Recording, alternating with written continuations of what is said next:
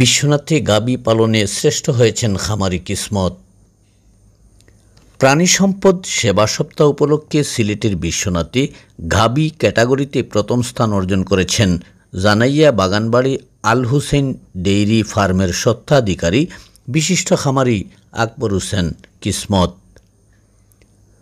প্রথম পুরস্কার হিসেবে তাকে ৫,০০০ টাকার চেক তুলে দেন অনুষ্ঠানের আমন্ত্রিত অতিথি উপজেলা চেয়ারম্যান SM নুনু মিয়া সহ অতিথিবৃন্দ। গেল বৃহস্পতিবার ১৮ এপ্রিল উপজেলা প্রাণী সম্পদ ও ভেটেরিনারি হাসপাতাল প্রাঙ্গণে প্রাণী সম্পদ সেবা সপ্তাহ ও প্রদর্শনী উদ্বোধন শেষে এই পুরস্কার বিতরণ করা হয়।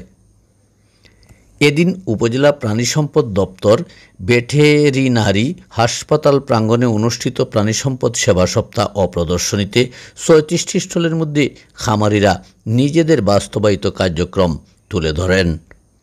এতে খামারিরা নিজেদের পালন করা গাভী, বাছুর, ষাঁড়, মহিষ, ঘোড়া, ছাগল, ভেড়া, মুরগ, হাঁস, কবুতর, শৌখিন পাখি, কুকুর, বিড়াল এবং বিভিন্ন প্রযুক্তি প্রদর্শন করেন। অনুষ্ঠানে গুণগত মান, জাত, স্বাস্থ্য, সৌন্দর্য, আকার, অবদান, নিরাপত্তা, কর্মসংস্থান, বাজারজাতকরণ, পরিবেশ ও অর্থনৈতিক প্রভাব, সার্বিক পর্যবেক্ষণ ইত্যাদি বিষয় বিবেচনায় বিভিন্ন ক্যাটাগরিতে খামারিদের মধ্যে ২০ জনকে পুরস্কার প্রদান করা হয়। এতে খামারি আকবর হোসেন কিসমত গাবি ক্যাটাগরিতে প্রথম স্থান অর্জন করেন।